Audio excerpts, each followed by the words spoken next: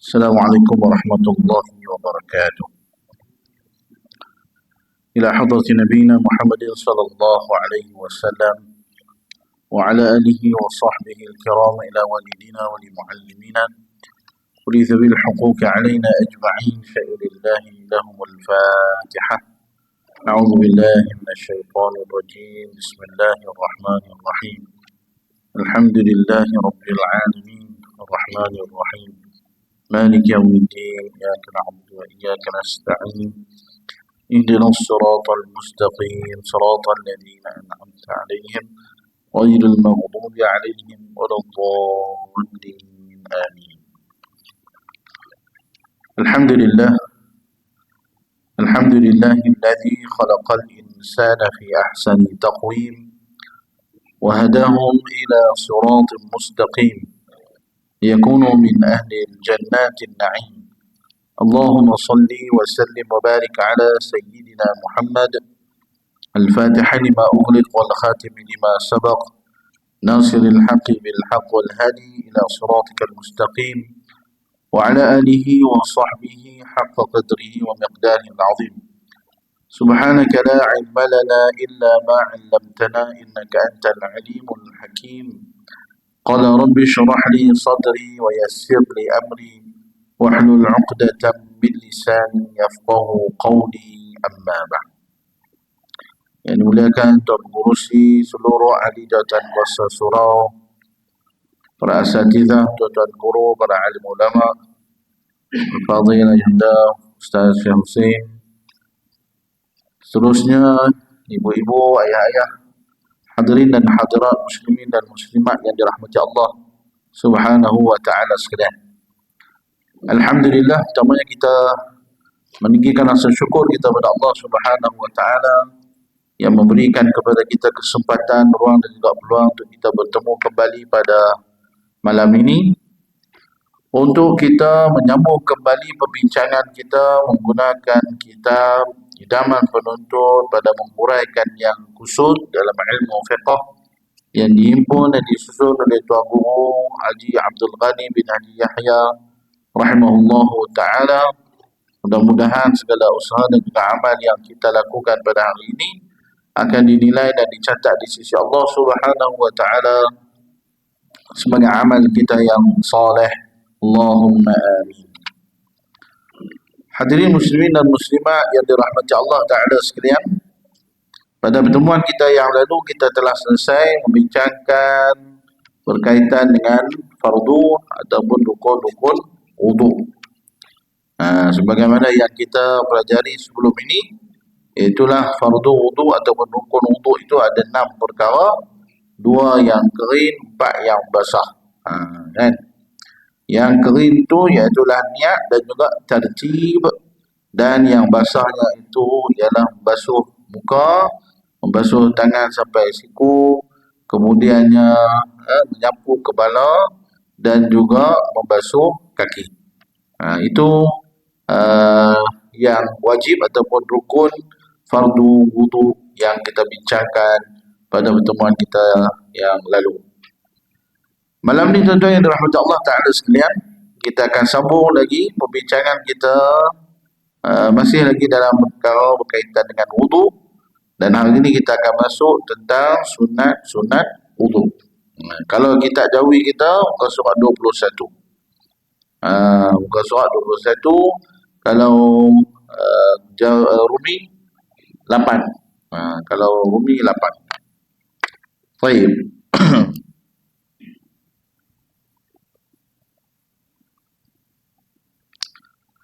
Sunat-sunat wudu. Bismillahirrahmanirrahim. Qala musannif rahimahullahu ta'ala wa nafa'ana bihi wa bi'ulumihi fid darain, Allahumma amin. Sunat-sunat wudu pula. Yang pertama, alif syahid al-qa, iaitulah membaca Bismillahirrahmanirrahim waktu hendak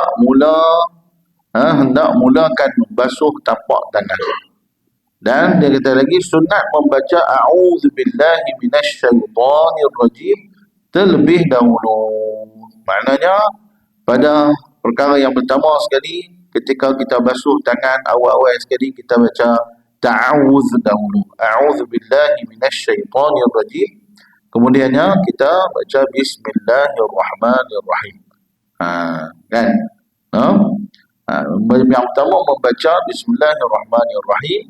Kemudiannya elok kita membaca a'udzubillah sebelum ataupun dia kata terlebih dahulu. Maknanya baca a'udzubillah dulu lah.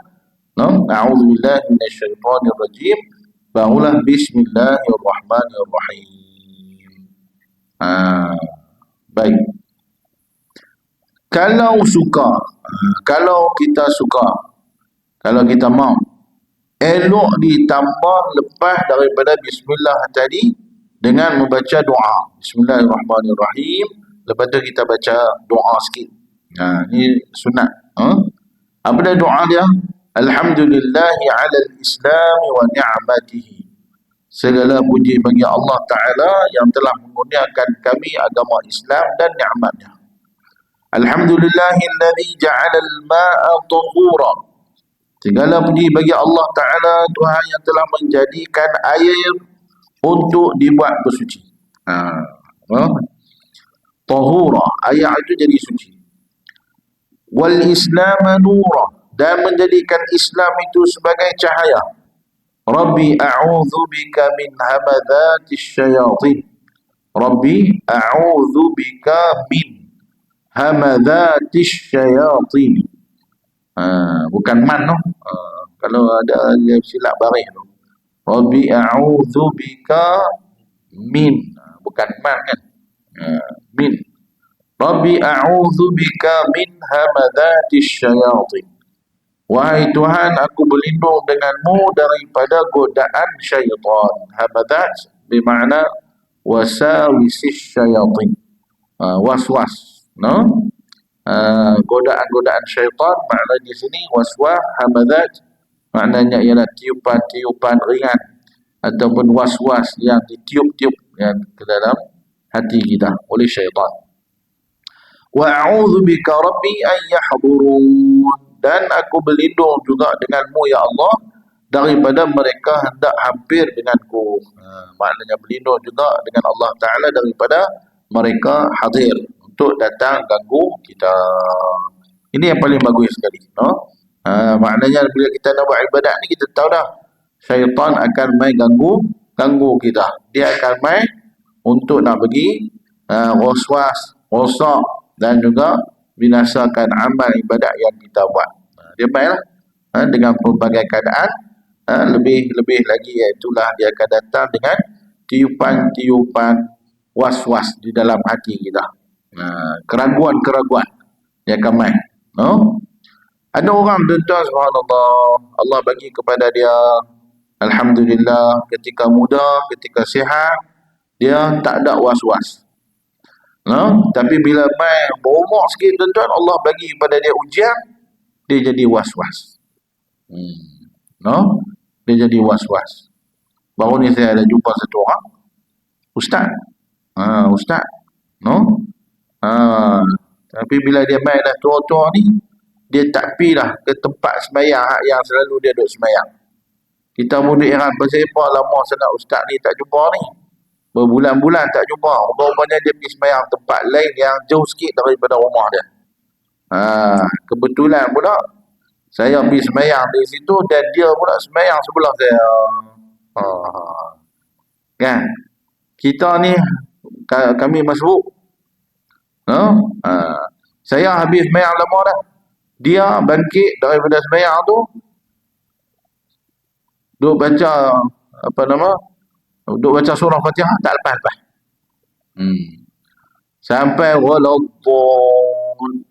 waladdallin bismillahirrahmanirrahim. Mula lagi Fatihah. Allahu akbar. Tu habuan dia lah. Nak buat macam mana kan? Tapi kena berubat. Orang kalau kena was-was ni kena berubat. Jangan kita biar syaitan menguasai kita. Kalau tidak, sakitlah kita. Dia was-was ni kadang dia main masa wudu, kadang-kadang dia main masa sembahyang, kadang-kadang dia main selepas sembahyang. Dia macam-macam pasien. syaitan dia akan main nak ganggu kita. No? Ada kawan saya dulu, masa zaman sekolah dulu, subhanallah, orang kulim. Dia kena penyakit was-was ni teruk. Sampai tahap dia bangkit tengah-tengah malam, duduk atas katil, duduk mengucap, asyhadu an la ilaha illallah. Oh, tanya, macam mana ni? Hang mimpi ke apa? Syudah. Aku tak tahu aku ni Islam ke kafir. Pada tahap tu. Masa tu dia mengaji lagi lah. Masa tu sekolah. Maksudnya masa tu sekolah menengah lagi lah.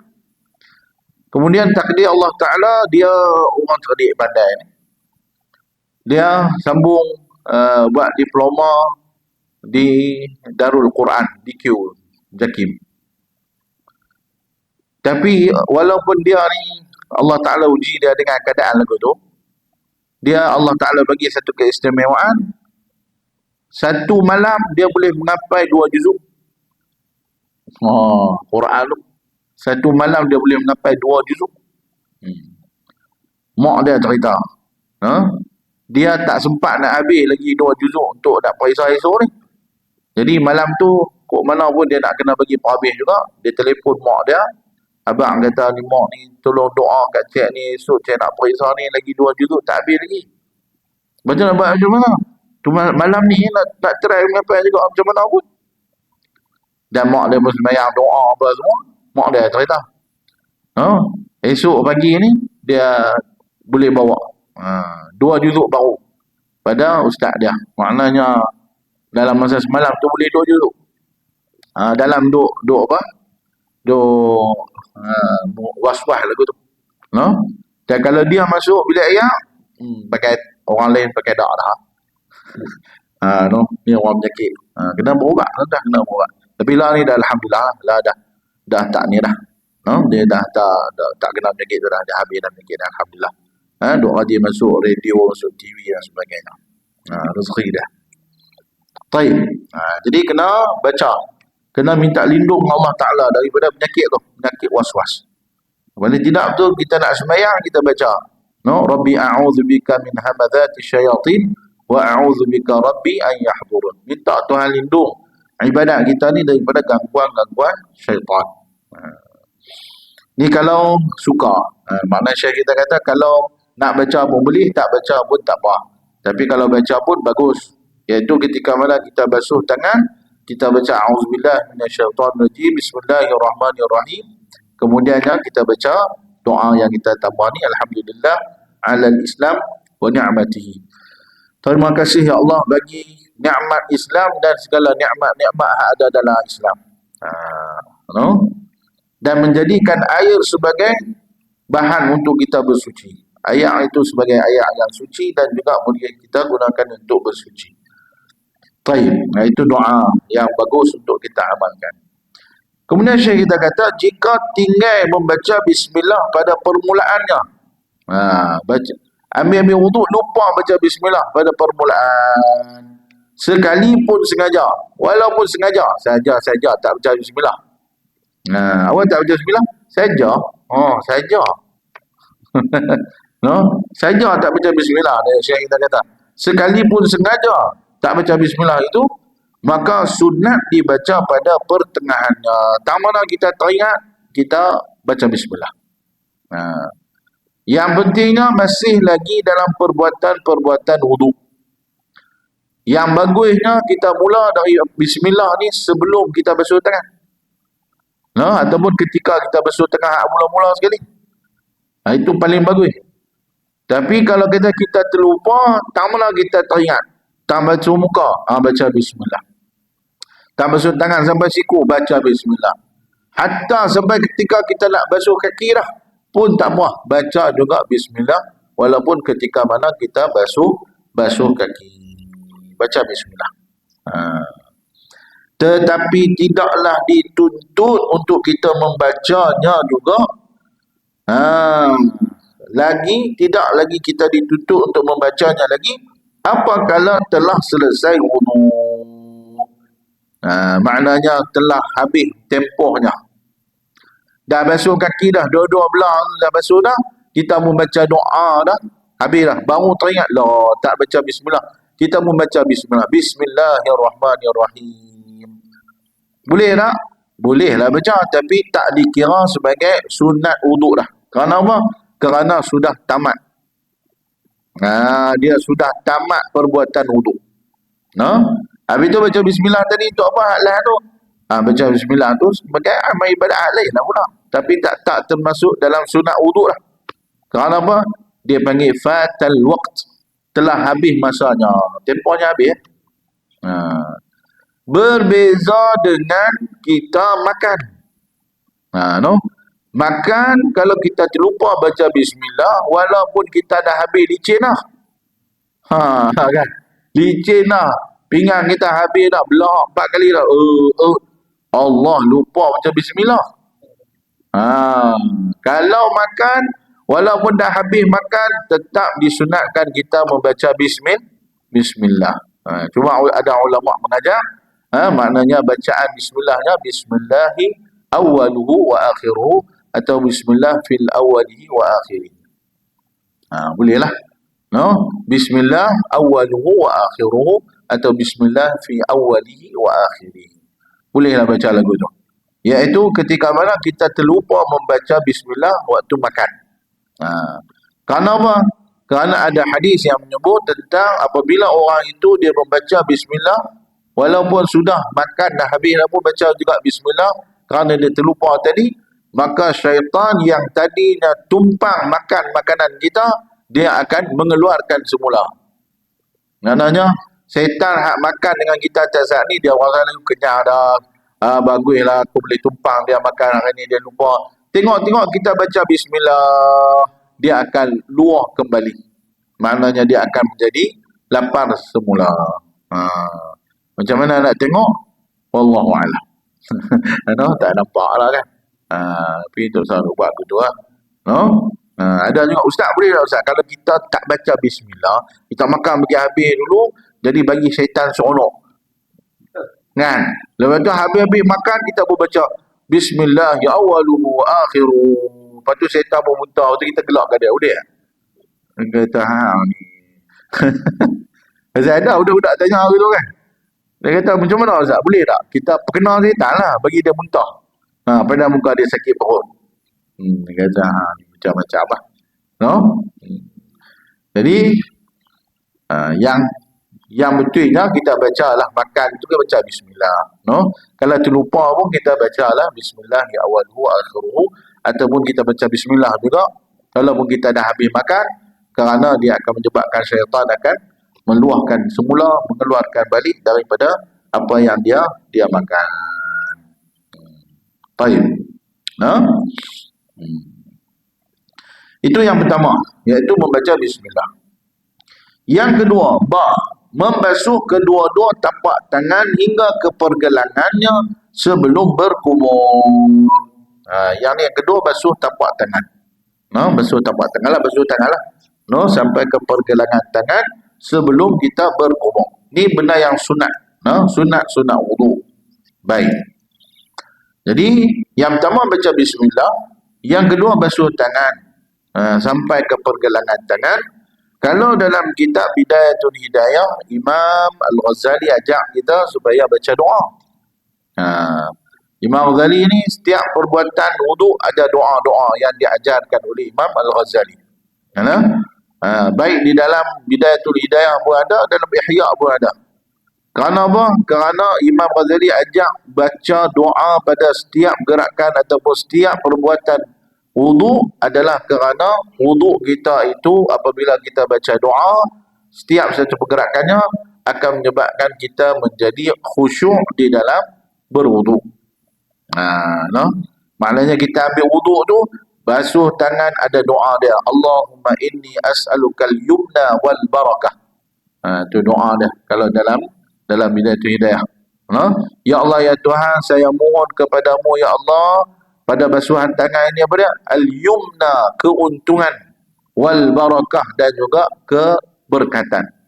Wa a'udzubika minasya'mi wal halakah, dan saya berlindung denganmu ya Allah daripada sya'mi, daripada perkara-perkara yang sial, wal halakah, dan daripada perkara-perkara yang membinasakan. Itu baca doa ketika basuh tangan. Kenapa? Supaya biar kita buat amal ibadat yang kita buat ni sambil kita buat, sambil kita baca doa, dan akan menyebabkan kita jadi fokus dan kita khusyuk dalam kita melakukan atau mengambil wudu. Orang yang khusyuk dalam mengambil wudu, dia akan khusyuk di dalam sembahyang. Kalau dia tak khusyuk ketika ambil wudu, dia susah untuk mendapat khusyuk di dalam sembahyang. Itu kaitan dia. No? Baik. Kemudian yang ketiga, berkumuk-kumuk dengan memasukkan air ke dalam mulut. Kumuk. Masuk air dalam mulut, itu dikira sebagai kumuk. Sama ada diedarkan atau tidak. Sama ada kita kumuk tu, kita edar ni masuk apa?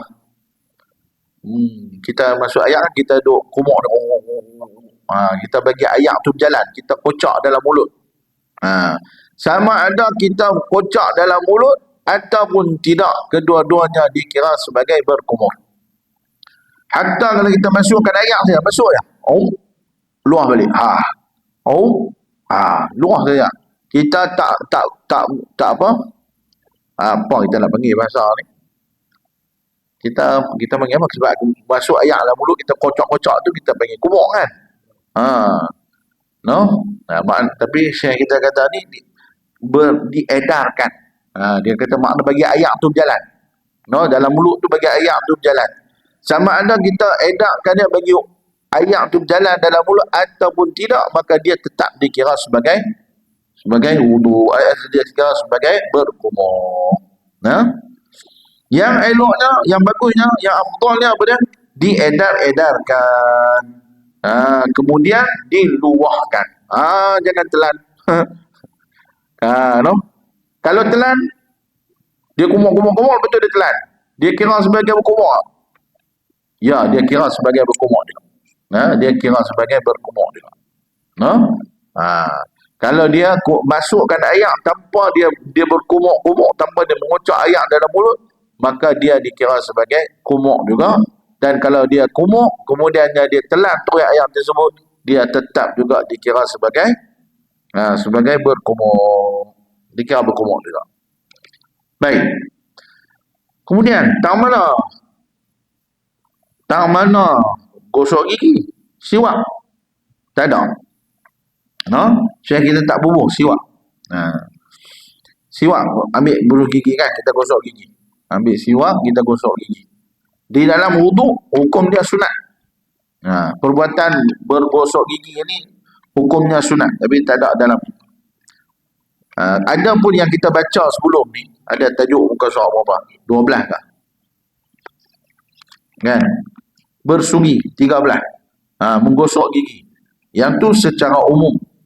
Yang ni ketika di dalam mengambil wudu, sunat di dalam mengambil wudu. Bilakah kedudukan basuh atau menggosok gigi ini di dalam wudu? Kata ulama ada berbeza pandangan. Yang pertama, ketika mana kita berkumur. Maknanya ketika kumur, kemudian kita terus gosok gigi. Itu satu. Satu lagi pandangan ulama ialah ketika awal mengambil wudu. Maknanya sebelum basuh tangan, sebelum baca bismillah. Sunat di waktu bila?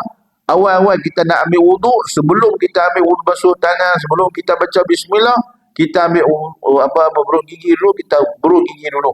Lepas tu barulah bismillahirrahmanirrahim, kemudian barulah basuh tangan. Kenapa ulama kata lagu tu? Kerana nak bagi kita menyebut nama Allah dalam keadaan mulut kita sudah dibersihkan.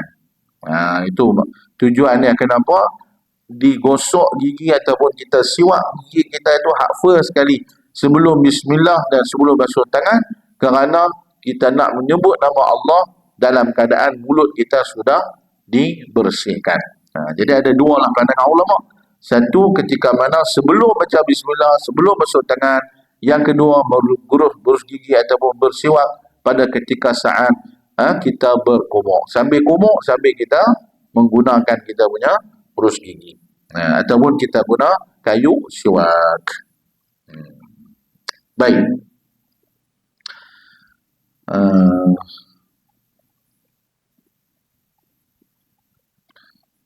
Dalam mazhab kita, berkumuk hukumnya adalah sunat.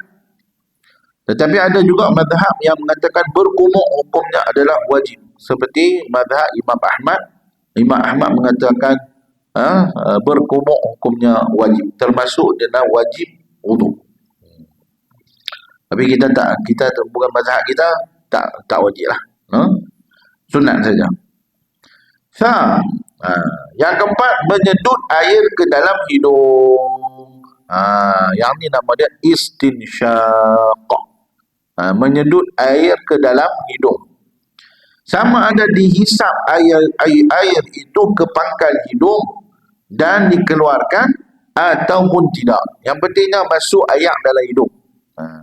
Sama ada kita masukkan air itu sambil kita sedut dia, kemudian kita lepaskan dia, ataupun kita hanya masukkan air saja tanpa kita sedut dia. Kita masukkan air. Tapi tak sedut, masukkan saja. Dia ada dua cara. Yang pertama, kita masukkan air dan kita sedut bagi air tu masuk. Hidung akan jadi pedih. Silap-silap tarik naik ke otak memang best. Kan? Kalau jadi krem pula Allah, yang tu memang best. Cuma saya baru tahun sudahkah, bila saya baca bab buah ayat dalam hidung ni, istinsyaq ni, dia merupakan satu benda yang sunat. Kita masukkan ayat tu biar hidung pedih, bukan sampai naik ke otak, biar hidung pedih lah. Dia ada kelebihan dia, selain daripada membersihkan saluran hidung dan sebagainya. Rupanya ada satu benda yang baik bila kita rajin buat istinsyaq. Ada seorang pakcik tu, lepas pada habis saya kuliah, dia mai jumpa dengan saya, dia mai nak sembang sikit, Ustaz. Dia kata, saya pernah pergi satu kuliah, Tok Guru kata, kalau istinsyaq air ni, biar masuk hidung tu biar pedih. Dan dia kata, lagi bagus, dia kata, biar pedih tu sampai ke otak. Dia kata, tu memang pedih semua. Dia kata, bagus dia Ustaz. Sebab apa? Orang yang kena penyakit, terutamanya orang yang kena stroke, boleh berubat dengan cara ini. Dia kata, betul kan, saya tak pernah dengar kan? Dia kata, betul. Yang ni berlaku kepada abang ipar dia sendiri. Abang ipar dia kena stroke banyak bulan dan tak ada perubahan. Kemudian dia pergi dengar kuliah Tok Guru mana tak tahu. Dia kata Tok Guru tu suruh istinsyaq. Bagus untuk mengelakkan daripada stroke lah apa semua ni, Wallahualam lah kan. Dan dia pun balik, dia pergi rumah abang ipar dia tu, dia cerita kepada abang ipar dia yang dah stroke beberapa bulan tak ada perubahan. Dia buat apa? Buat istinsyaq. Masuk air dalam hidung, tak sedut sampai biar pedih. Dia selalu buat lagu tu tiap-tiap hari, dia kata. Lepas tu bila dia pergi balik ziarah abang ipar dia, perubahan yang sangat positif. Perubahan yang sangat positif. Daripada stroke yang agak berat, dah jadi makin sihat, makin baik. Dia tanya, pergi mana KPG ke, pergi mana tu? Tak, dia kata, hang yang ajak tu. Dia kata, bukan hang ke yang ajak tu suruh istinsyaq masuk air dan hang buat lagu tu lah. Abang ipar dia kata, ya, aku buat lagu tu. Dan perubahan yang sangat positif. Jadi kalau ada orang yang kena penyakit, kena stroke, tuan-tuan, Wallahualam lah kan. Mungkin dengan berkat kerana dia percaya apa yang Tok Guru tu suruh buat, Wallahualam, jadi dapatkan dia lagu tu. Wallahualam. Cuba buat kajian lah, tengok kan. Kok betul kan. Wallahualam kan. Tapi apa yang Nabi suruh buat ni, insya-Allah, apa saja hak Nabi suruh buat mesti ada kelebihan dia. Sama ada kita tahu ataupun tak tahu, sama ada dikaji secara saintifik ataupun tidak. Itu saja. Kalau ada orang buat kajian, dia ada orang saintis yang dah buat kajian tentang wudu, ada saintis yang dah buat kajian tentang sembahyang. Dia ada dia punya artikel-artikel dia, saya pun tak sempat nak cari lagi. Tapi ada sudah dibuat kajian. Jadi yang 1, 2, 3, 4. Yang keempat ni ialah menyedut air ke dalam hidung.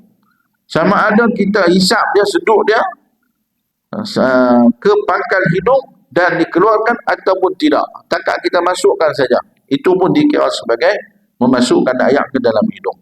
Cuma Syekh kita kata, yang eloknya dicedok air itu dalam tapak tangan, kemudian dimasukkan separuh ke dalam mulut untuk berkumur, dan separuhnya lagi adalah untuk disedut ke hidung. Ini pun satu sunnah yang kita jarang buat dan payah nak buat. Kan, dia perlu latihan yang lama. Saya ada buat juga, tapi kadang-kadang tak terlepas.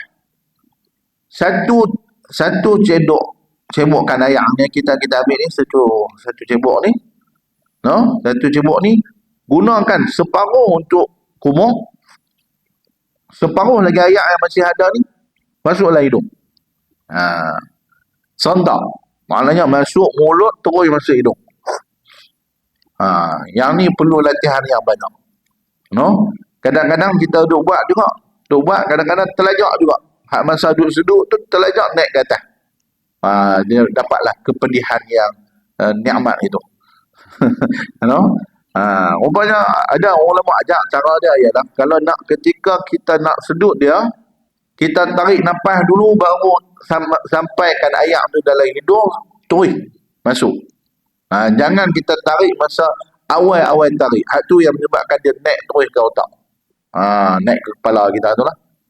Dia kata biar tarik nafas dulu, kemudian dia teruskan dengan menyedut air, barulah dia tak terjadi yang pedih kepala tu. Wallahu a'lam. Kadang-kadang kita duk buat juga, tapi kadang-kadang terlajak. Pi ke sampai ke atas jadi pedihlah sikit. Yang ni sunnah. Separuh mulut, separuh untuk kumur, separuh lagi adalah untuk hidung. Jadi terus lagu tu. Kena hak ni nak kena buat latihan banyak-banyak sekali. Baru kita lepas buat. Yang tu yang paling bagus, itu paling afdal. Kalau kita nak buat asing-asing, kumur dulu baru hidung, pun boleh. Kumur dulu kemudian baru hidung pun boleh. Cuma dia ada satu sunnah yang buat sekali, iaitu satu cebok, separuh untuk kumur dan separuh lagi untuk dimasukkan ke dalam hidung. Kemudian lepas diedar dan di luar dari dalam mulut, dan hembuskan nafas dari dalam hidung. Mana air dalam mulut tu kita kumur dan kita lepaskan dia, kita luahkan dia, dan yang mana dalam hidung tu kita istinsar. Kalau hidung keluar tu nama dia istinsar. Kalau kita sedut dia dah panggil istinsyaq. Istinsyaq sedut, istinsar kita lepas keluar, buat begitu 3 kali berturut-turut, 3 kali. Sunat semua anggota wuduk kita ni sunat bertiga-tiga. Maknanya sunat kita bertiga kali turut-turut. Dan dengan sekali jalan begitu lebih baik daripada berasing-asing antara berkumur dan sedut air ke hidung. Macam kita sebut tadi. Buat sekali jalan, kumur terus dengan hidung, itu lebih baik daripada kumur dulu 3 kali baru masuk air dalam hidung 3 kali. Yang tu lagi bagus. Jadi dalam mengambil wuduk ni tuan-tuan, kena ulang 3 kali basuh pada setiap anggota wuduk kita. Setiap anggota wuduk kita tu kita kena ulang dia bagi 3 kali. Itulah yang sunnahnya. Walaupun ada hadis yang menunjukkan bahawa Nabi biasa ambil wuduk sekali saya basuh. Ada wuduk, ada ketika Nabi mengambil wuduk sekali basuh. Ada hadis Nabi ambil wuduk 2 kali basuh. Tetapi kebiasaannya Nabi kalau berwuduk akan bertiga, taslis. Nabi akan bertiga-tiga. Dan itulah yang sunnahnya, iaitu kita buat 3 kali pada setiap anggota. Baik. Ada pun hadis yang menunjukkan sekali ataupun 2 kali Nabi buat itu menunjukkan tentang sahnya kalau buat sekali. Kalau buat sekali sah. Kalau buat sekali sah. Tapi kalau buat 3 kali, itulah yang paling afdal, itulah yang sunnahnya. Bahkan sebagian daripada ulama, termasuk dalam mazhab kita Imam Syafi'i, kalau mengambil wuduk hanya sekali saja basuh, tak 3 kali tanpa keuzuran, dia saja-saja saya nak buat 3 kali saja, nak buat sekali saja, tak buat 3 kali, maka hukumnya makruh. Dalam mazhab kita tak buat ulang 3 kali makruh. Kecuali kalau ada masa itu dia tak sempat dah. Kalau dia ambil wuduk 3 kali, maknanya dia terlewat nak sembahyang, jadi tak sempat untuk mendapatkan 1 rakaat di dalam waktu, maka ketika itu dia tidak perlu untuk ulang 3 kali pada ambil wuduk. Dia cukup ambil hak wajib sekali saja, kemudian dia sembahyang agar dia mendapat 1 rakaat di dalam waktu. Keuzuran lagu tu tak apalah, tapi kalau saja-saja, maka ulama kita mazhab Syafi'i kata kalau tak buat 3 kali hukumnya adalah makruh. Kalau saja-saja. Okey, baik. Kemudian jim, menyapu ke seluruh kepala. Sekiranya sapu ni apa dia? Beza antara sapu dengan basuh. Sapu ialah tapak tangan kita berayak. Kalau diletakkan pada bahagian kepala kita tidak basah. Tak basah. Dia cuma berayak sajalah. Tetapi kalau basuh ni maknanya melalukan ayak. Ayak tu kena jalan. Dilalukan ayak tu mesti kena jalan atas anggota tersebut. Itu basuh. Saya pernah sebut dulu kan cara macam mana kita nak tahu antara basuh dengan sapu. Macam mana ayak yang kita guna spray itu, kalau kita lalukan dia, kita gosok dia, ayak itu akan ada lebihan menitik. Kalau dia ada menitik tu maknanya itu ayak yang berjalan. Maknanya ada ayak yang banyak, maka dia dikira basuh. Tapi kalau kita spray ayak di muka, kemudian kita sapu muka kita, ayak pun tak ada. Basah tapi ayak pun tak ada, titik pun tak. Maka itu dia dikira sebagai sapu. Dia tak dikira basuh. Kalau membasuh muka dengan cara macam tu tidak sah. Menyapu seluruh kepala ni sunat. Walaupun mazhab kita Imam Syafi'i cukup dengan 3 helai saja. Macam kita sebut pertemuan yang lalu, cukup dengan 3 helai sedikit saja, secuek saja pun dah cukup dah. Tetapi sunatnya ialah menyapu kepada keseluruhan kepala. Kerana apa? Kerana ada mazhab kata nak sapu kepala ialah seluruh kepala. Ada mazhab kata basuh kepala itu, sapu kepala itu ada separuh, bukan semua, separuh. Jadi maknanya berbeza-beza pandangan. So kita buat kerana apa? Kerana nak khuruj anil khilaf mustahab. Keluar daripada perselisihan itu adalah satu yang sangat dituntut. Jadi kita buat tu adalah kerana dapat pahala kalau kita buat sesuatu yang kita keluar daripada permasalahan khilaf. Sekiranya orang yang berwuduk itu memakai serban atau songkok atau sebagainya, dan ia tidak berkehendak membuka benda-benda itu setelah disapu sebahagian ataupun sedikit daripada kepalanya, memadai. Dapat sunat juga. Memadai dapat sunat juga dengan menyapu air ke atas serban atau songkok itu. Faham tak? Kalau basuh kepala, sapu kepala kita ni, katalah kita dah pakai kepiah. Kita pakai kepiah, malas nak buka kepiah ni. So kita basuh tang mana ni? Ni tang ni. Tang ni bahagian kepala. Masih lagi dikira bahagian kepala. Ni bahagian di ujung sekber ni kan. Ni masih lagi dikira bahagian kepala. Kita ambil air, kita sapu di sini. Nak dapat pahala sunat, tetap caranya ialah kita basahkan tangan, kemudiannya kita sapu di atas kepiah. Dengan syarat mesti kita sudah sapu di bahagian yang betul-betul kepala kita ni lah. Makna di bahagian sini, cuak sini dah, belakang dah ikutlah. Tapi kita nak dapat pahala keseluruhan, boleh lalukan air di atas kepiah kita ataupun serban kita. Tu cerita kalau kita tak mau buang lah. Tapi kalau kita takkan nak angkat ni, senang saja, buang lah. Kan? Tapi kalau kita dah pakai serban, tengok macam tok-tok guru kita duk pakai serban, sampai 7 lapis, 7, 8, 50. Nak buang pula satu kerja pula. Nak pakai pun setengah jam pula. Kan? Jadi dia boleh takat cuek, tang ni pun boleh. Lepas tu dia basuh ke seluruh kepala. Contohnya lah. Tapi biasanya tok-tok guru kita ni macam habis-habis yang bekas serban 7-8 tingkat tu pun dia pun buang. Dia pun boleh bawa keluar, dia boleh letak tepi, ambil wuduk biar sempurna. Yang ni Syekh kita kata kalau buat lagu tu pun dikira dapat juga sunatnya, iaitu cara dia macam mana.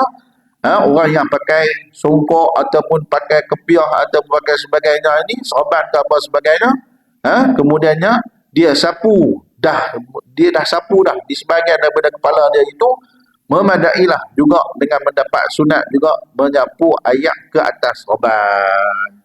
Boleh. Tapi yang bagusnya macam mana? Sapu ke seluruh kepala. Macam mana sapu seluruh kepala? Iaitu dengan cara bagi orang yang ada rambut, ambil air, basahkan tangan ke belakang, tarik dan ke depan balik. Belakang ke depan bagi orang yang ada rambut, baru dikira sekali. Ambil lagi, sapu dari depan ke belakang, belakang ke depan, 2. Begitu juga sekali lagi, 3, belakang ke depan, 3. Ini bagi orang yang ada rambut.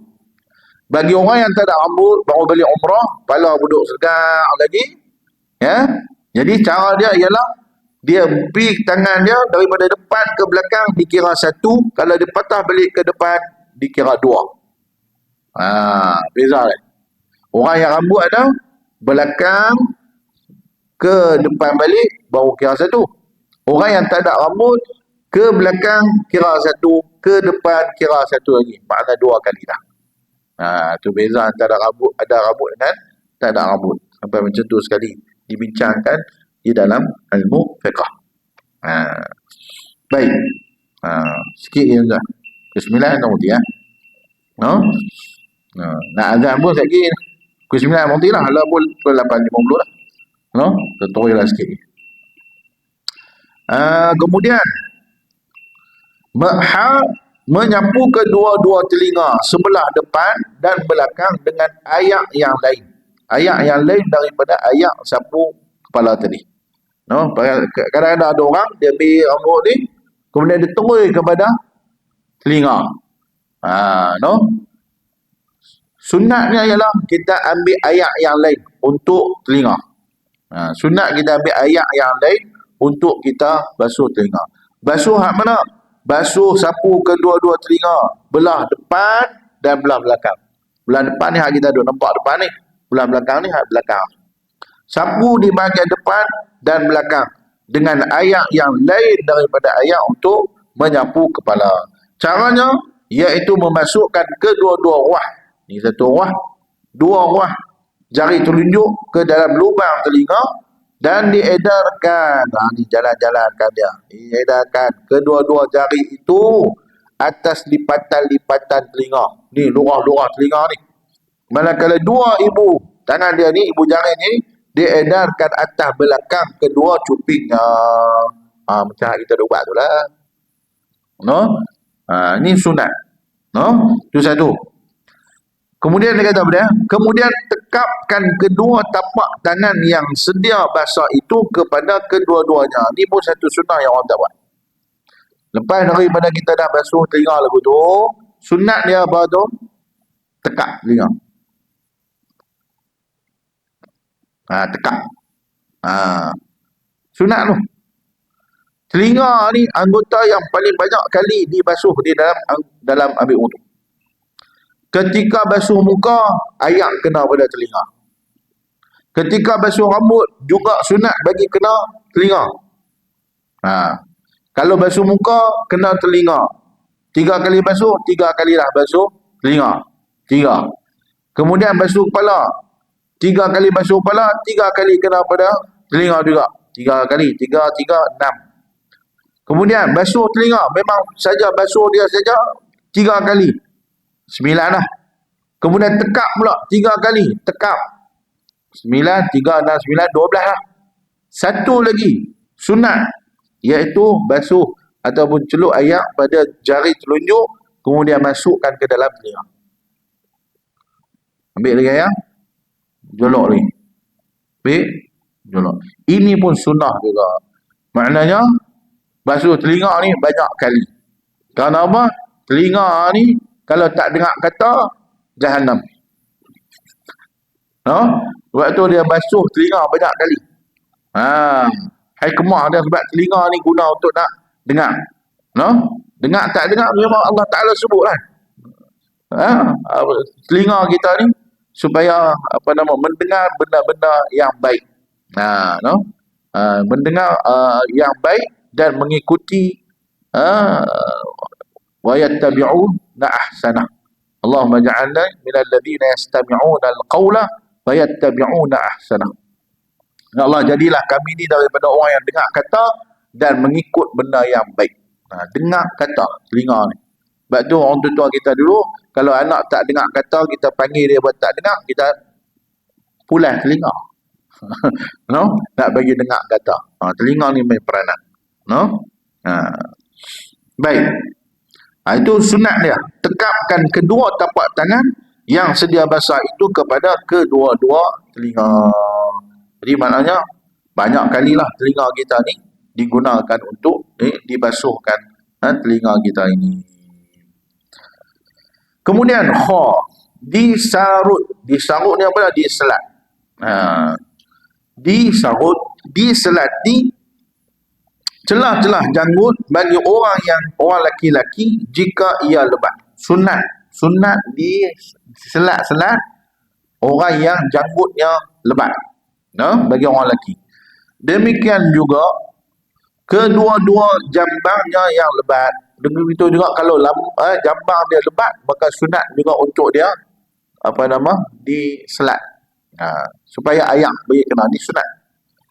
Orang yang tebal, nak kira tebal dengan nipis macam mana? Kalau kita berdiri depan dia, kita main duduk dekat dia, kalau janggut dia ni tak nampak, bila kita berdiri kita tengok pada janggut dia tak nampak kulit dagu, maka ini dikira nipis. Macam saya ni tengok kalau main depan duk nampak apa? Nampak kulit, maka ni dikira nipis. Setengah orang hayang dunia, masya-Allah tabarakallah, Imam Sudais. Kan? Imam Sudais di Masjidil Haram. Kita pergi duduk depan dia pun, kita pergi selok pun tak nampak juga. Pasal apa? Dia punya jambang dia tebal. Okey. Bagi orang yang nipis macam saya ni, maka orang yang nipis macam saya ni wajib menyampaikan ayak ke kulit. Wajib.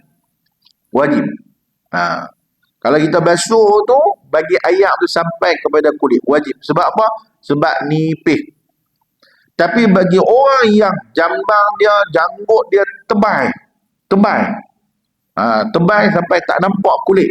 Kalau kita duduk dekat pun tak nampak kulit dia. Maka bagi orang yang tebal jambang dan janggutnya, mereka ni sunat menyelat. Sunat.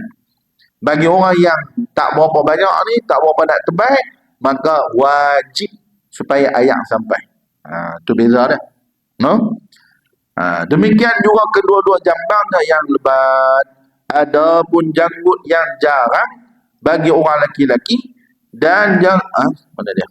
Adapun janggut yang jarang bagi orang laki-laki dan janggut yang lebat bagi orang-orang perempuan. Jarang-jarang berlaku lah. Tapi ada. Di negara-negara tak tahu lah kan. Kita tengok dalam internet tu ada. Orang perempuan dia berjanggut. Jarang. Tapi ada. Janggut bermisai pun ada. Saya sebut dah tu kan. Di Malaysia ni pun ada. Belah ayak hitam tu. Belah jolun tu ada. Ataupun khunsa. Kalau orang perempuan dia berjanggut lebat. Ataupun khunsa. Ada dua jantina dah. Wajib disarut, wajib diselat. Kalau dia puan ni wajib. Bagi orang lelaki yang janggut dia jarang-jarang, saya sebut tadi, wajib bagi ayak sampai. Wajib kita selat dia supaya ayak tu sampai. Bagi orang perempuan pun wajib juga. Pasal apa? Pasal orang perempuan ni jarang sangat berjanggut. Sebab tu dia jadi wajib kepada dia. Wajib disarut, iaitu tidak sunat lagi dah. Supaya sampai ayak ke dalamnya, supaya ayak tu boleh sampai. wajib, bukan sunat dah. No? Yang tadi orang lelaki yang tebal itu hukumnya sunat. Iaitu dengan memasukkan jari di celah-celah, masukkan jari di celah-celah dan di bawah janggut itu dengan jari kanan. Macam ni lah, masukkan. Bagus. No? Bagi ayak boleh masuk. 9 dah sudah. No? Nak baca ni lagi banyak ni. Cukup lah kot. No? Nanti kita sambung sikit lagi insyaAllah. Nak habis dah. Kemudian tadi Syekh Ustaz Husin suruh kita sebut juga berkaitan dengan masalah orang yang ada tattoo. No? Orang yang ada tattoo ni macam mana cerita hukum dia? Sekiranya dia membuat tattoo yang cacah, kan? Cacah kulit dan memasukkan warna pula di dalam kulit tersebut, yang menyebabkan tidak akan boleh hilang. No? Tapi sekarang teknologi lah ni dah ada lah. Dia ada teknologi lah ni, dia boleh hilang dah pun. Tu tak tahulah cara dia macam mana. Kan? Kalau kata dia memang susah nak hilang, memang takkan hilang lah. No? Sekiranya dia bertaubat kepada Allah Subhanahu Wa Taala, kita harap semoga Allah Taala ampunkanlah dosa dia. Alamak-alamak ni, cerita alamak-alamak tu cerita alamak lah. Maknanya dia dah bertaubat kepada Allah Taala, mudah-mudahan Allah ampun dosa. No? Cuma dari sudut hukum fiqahnya macam mana? Bagi orang yang sudah bertaubat kepada Allah Subhanahu Wa Taala, kalau dia ambil wuduk, maka kalau tattoo itu bukan berada di kawasan anggota wuduk, tak apalah, tak kacau. No? Tak ada masalah. Tapi kalau dia berlaku ataupun tattoo itu memang di kawasan wuduk, maknanya di tangan, di lengan, yang ni kalau ikut secara asalnya, oleh kerana dia tidak, ayak itu tidak sampai, kerana kulit dia sudah dia dah macam, dia dah dia dah kikih ya, no? Dia dah kikih itu. Ada dua pandangan. Satu pandangan, dia ambil wuduk macam biasa. Dia ambil wuduk macam biasa. Oleh kerana dia dah jadi masyaqqah kepada dia, kesukaran lah kepada dia, dah buat macam mana lah. Dia tak boleh nak buat apa dah kulit dia tu. Maka dia ambil lah wuduk macam biasa, mudah-mudahan Allah Ta'ala ampun dosa dia, Allah Ta'ala terima ibadat dia. Yang kedua, pandangan ulama, iaitu mestilah dia berwuduk seperti biasa, kemudian dia juga kena tayamum. Dia kena tayamum kerana nak menggantikan tempat yang tidak boleh sampai ayak. Adapun bagi mayat yang mati, yang mana mayat tersebut ada tattoo pada dia, yang ni bukan selalu-selalu lah mandi, dan dia pun tak selalu jadi mayat, sekali itu je. No? Jadi mayat ni sekali je. Maka kalau orang yang macam ni, dia bertatu pada anggota dia, walaupun bukan di anggota wuduk sekalipun, di tengah pusat ke apa sebagainya, oleh kerana ada kawasan dia yang tidak kena kulit dia, tidak kena ayak, ataupun maknanya ketika mandi itu tak rata ayak dia, maka hendaklah dimandikan seperti biasa dan hendaklah ditayamumkan untuk menggantikan bagi kawasan yang tidak kena ayak ataupun tak sampai ayak tersebut. Tetapi kalau dalam keadaan dia berwuduk, untuk dia berwuduk setiap hari, sebab dia wuduk setiap hari, no? Dia berwuduk setiap hari 5 waktu pula untuk dia sembahyang. Jadi dia ada dua pandangan, iaitu dia berwuduk seperti biasa, no? Dan satu lagi berwuduk kemudiannya bertayamum untuk menggantikan tempat pada anggota wuduk yang tak kena ayak itu. Ada dua pandangan lah, no?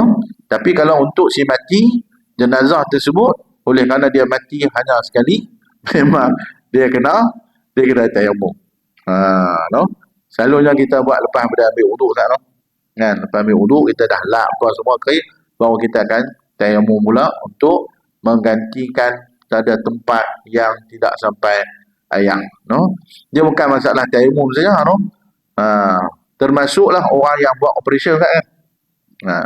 Orang yang buat operation, bila dia buat operation, bila dia jahit, kawasan tu dia dah, kulit dia tak sama dah, kan? Yang tu pun memerlukan kepada, maknanya kena bertayamum juga. Untuk menggantikan tempat yang tidak kena tak mata yang tersebut. Wallahu a'lam bishawab. Lepas ni kita akan sambung lagi insya-Allah. Sunat-sunat wuduk kita ni sampai ke penghujungnya insya-Allah. Wallahu subhanahu wa ta'ala a'lam. Al-Fatihah. A'udzu billahi minasyaitonir rajim. Bismillahirrahmanirrahim. Alhamdulillahi rabbil alamin. Arrahmanir rahim. Maliki yaumiddin. Iyyaka na'budu wa iyyaka nasta'in. Ihdinas siratal mustaqim. Siratal ladzina an'amta 'alaihim ghairil maghdubi 'alaihim waladdallin. Bismillahirrahmanirrahim. Alhamdulillahirabbil alamin wassalatu wassalamu ala rasulillahil amin wa ala alihi wa sahbihi ajma'in. Allahumma anfa'na bima 'allamtana وعلمنا ما ينفعنا وزدنا علما. اللهم ارزقنا فهم النبيين وحفظ المرسلين وإلهام الملائكة المقربين واهدنا إلى صراطك المستقيم. اللهم نور قلوبنا بنور هدايتك كما نورت الأرض بنور شمسك أبدا أبدا يا أرحم الراحمين. ربنا آتنا في الدنيا حسنة وفي الآخرة حسنة وقنا عذاب النار. وصلى الله على نبينا محمد وعلى آله وصحبه أجمعين والحمد لله رب العالمين. سبحانك اللهم وبحمدك نشهد أن لا إله إلا أنت نستغفرك ونتوب إليك. بسم الله الرحمن الرحيم. والعصر إن الإنسان لفي خسر إلا الذين آمنوا وعملوا الصالحات وتواصوا بالحق وتواصوا بالصبر. صدق الله العظيم. أقول قولي هذا أستغفر الله العظيم لي ولكم. السلام عليكم ورحمة الله وبركاته.